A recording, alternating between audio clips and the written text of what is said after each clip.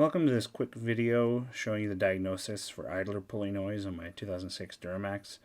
I ended up started with a whine. It sounded like an alternator whine. Eventually I'd almost call it a bit of a whirring noise. So I'll give you a sample of what that noise was.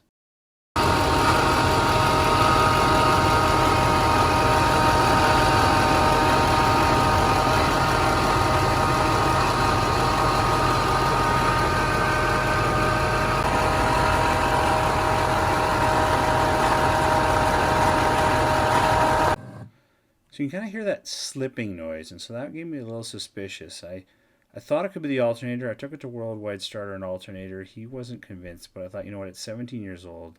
It's worth replacing at this point anyway, and I was always getting kind of a low voltage reading out of it.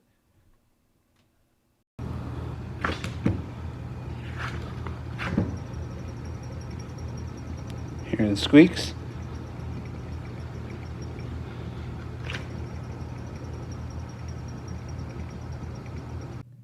So at this point I wasn't confident it was the alternator, but I put it in anyway. It was just a couple bolts. Pull it out with a bit of a crowbar because it's kind of wedged in there. And then I'll try it again and see if the noise is any better. Definitely coming from this area.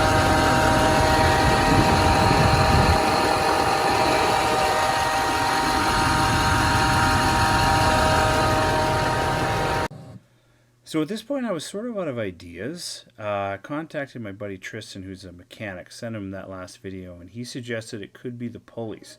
So the idler pulley, two pulleys, as well as the tensioner. So I thought I'd maybe try and give those a spin by hand. It was really hard to reach in there, but I did manage to get in there and spin them each a little bit just to see if they were presenting any noise. Alright, two were making noise. There's this one down here. You can see I can get at it from here. Not loud, but louder than all the rest. And the other one was directly over the alternator all the way down here. This one's more suspicious.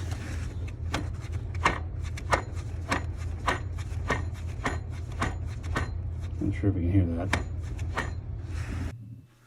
Alright, so at this point I had heard enough to decide I'm going to try and change those, but it was a lot more challenging than it first appeared. First, you have to get this fan shroud out, both the inner and the outer one. In order to do that, you got to remove 3 bolts. In order to do that, I decided I'd remove the air box, and that's easily done by just loosening the hose clamp, pulling it off, and then the whole box actually comes right out, and it gives you a little more access. But the challenging part is here. Like, this thing has these sharp fins that will cut you open if you try and do any work without removing them. So you got to take this whole thing out.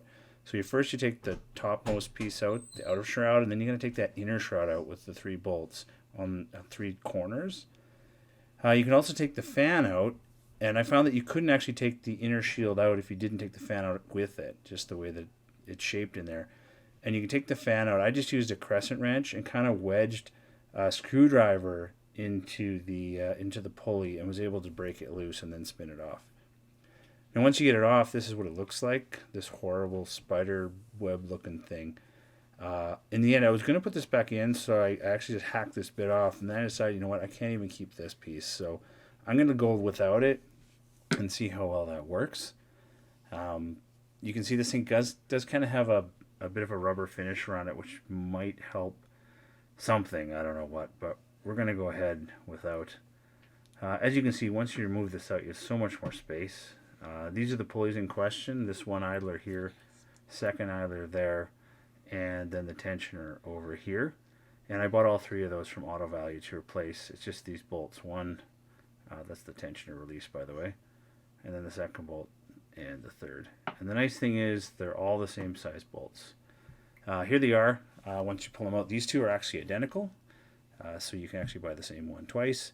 And then here's the tensioner. The tensioner was actually in okay shape. It was really the other 2 that I was concerned about.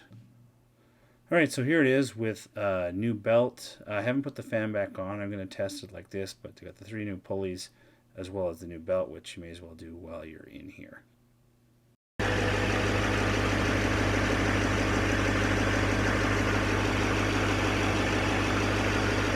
There's no noise. So I could be crazy, but the truck feels better now. It drives better. It feels a little more peppy than it used to. Not an expensive fix, and a lot simpler than a lot of the other scary things that I was seeing online.